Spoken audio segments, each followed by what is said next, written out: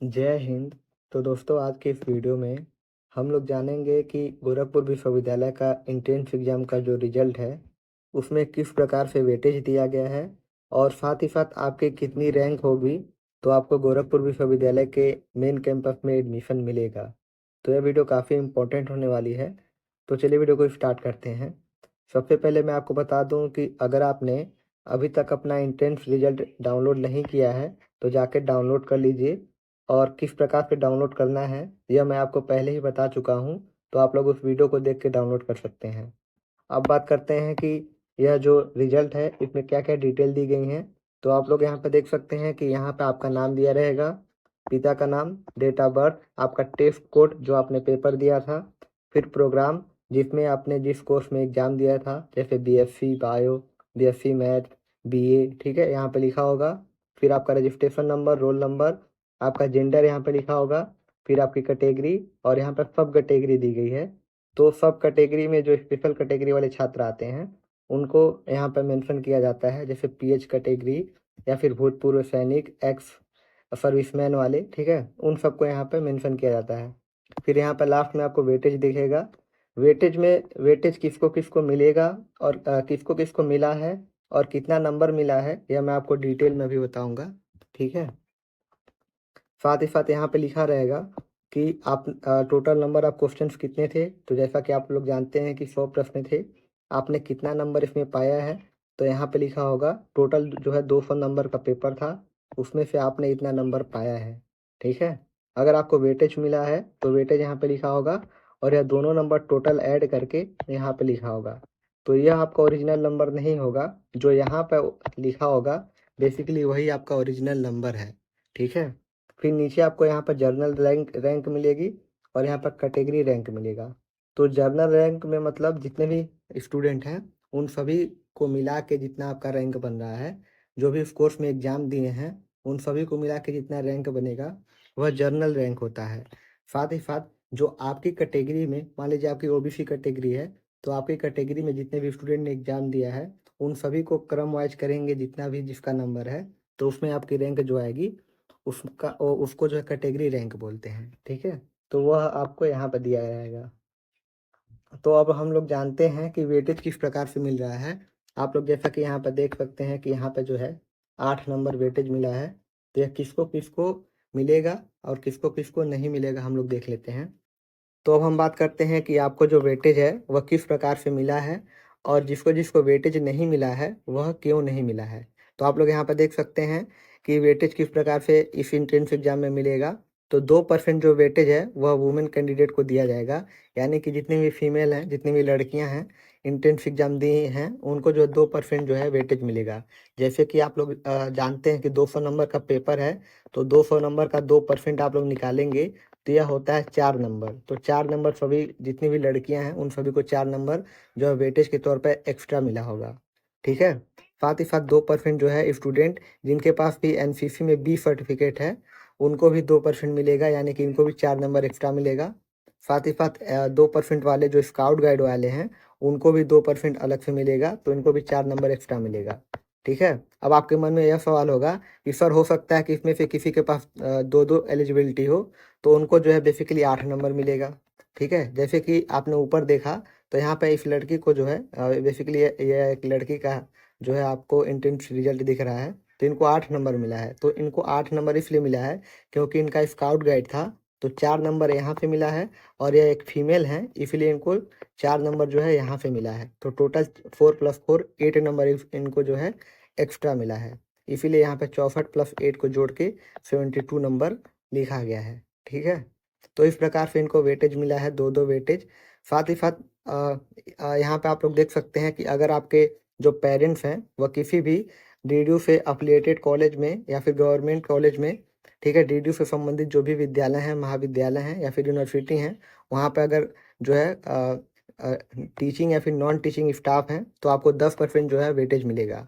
अब 200 का 10% आप लोग निकालेंगे, 200 का 10% निकालेंगे तो यह होता है आपका 20 नंबर, तो आपको 20 नंबर एक्स्ट्रा दिया जाएगा, ठीक है।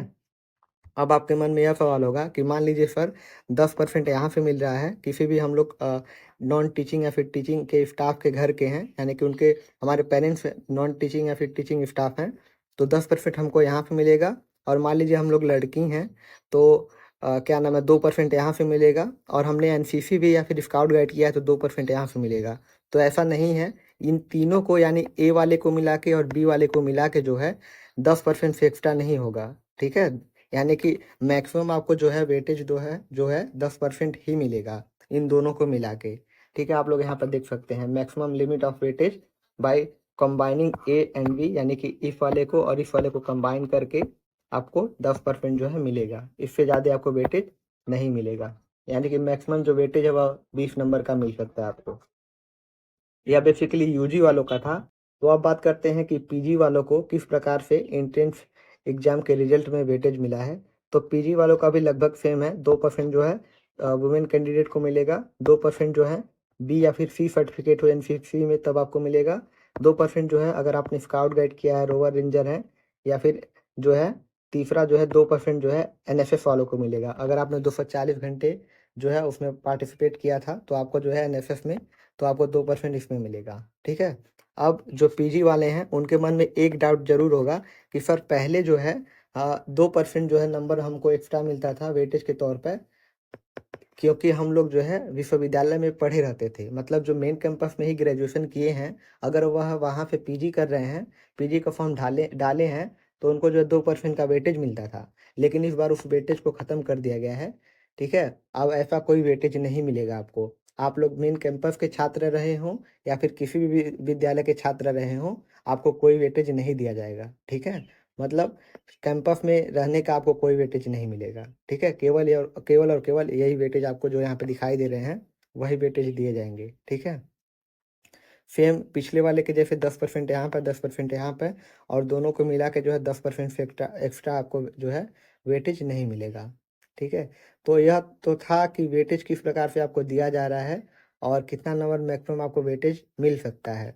अब हम लोग बात करते हैं कि जो रैंक है आपका उसके हिसाब से आपको किस प्रकार से एडमिशन मिलेगा। तो मैं आपको बता दूं कि जो आपका रैंक है, आप लोग यहाँ पर देख सकते हैं कैटेगरी रैंक, और यहाँ पे है जर्नल रैंक। तो मैं आपको बता दूं कि जो यह हर कोर्स का जो है रैंक का जो हिसाब किताब है वह अलग अलग है।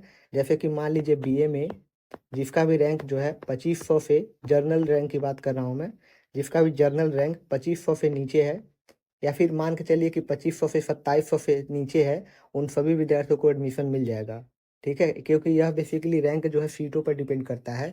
जिस कोर्स में जितनी ज़्यादा सीटें रहेंगी उसका जो रैंक है उतना ही हाई वाले रैंक वालों को भी एडमिशन मिल जाएगा। जैसे कि मान लीजिए बीए में लगभग 2000 से भी ज़्यादा सीटें हैं, ठीक है। तो इसमें बेसिकली 2500 से ज़्यादा भी रैंक रहेगा तो भी आपको एडमिशन मिल जाएगा, क्योंकि बहुत सारे जो छात्र होते हैं वह जो है 2 से 3 कोर्स का फॉर्म भरे रहते हैं, तो किसी अन्य कोर्स में एडमिशन ले लेते हैं जिससे सीटें जो है खाली हो जाती हैं। साथ ही साथ बहुत सारे छात्र एडमिशन लेके कैंसिल करवा लेते हैं तो भी सीटें खाली हो जाती हैं। या फिर बहुत से छात्र जो है एडमिशन लेने के बाद फी पेमेंट नहीं करते हैं तो उनका एडमिशन कैंसिल हो जाता है। या फिर बहुत से छात्र जो हैं केवल एंट्रेंस फॉर्म भरे होते हैं, एडमिशन लेने नहीं जाते हैं, तो उनके भी सीटें जो हैं खाली हो जाती हैं, ठीक है। और अगला जो है कट ऑफ में अगले काउंसलिंग में आपको जो है एडमिशन दे दिया जाता है। तो हर कोर्स का जो है कैटेगरी रैंक और जनरल रैंक जो है अलग अलग बेसिकली डिपेंड करेगा कि आपको एडमिशन मिलेगा या फिर नहीं मिलेगा, ठीक है। तो बेसिकली इसको कोई कंफर्म नहीं बता सकता है कि आपका कितना रैंक है तो आपको एडमिशन मिलेगा या फिर नहीं मिलेगा।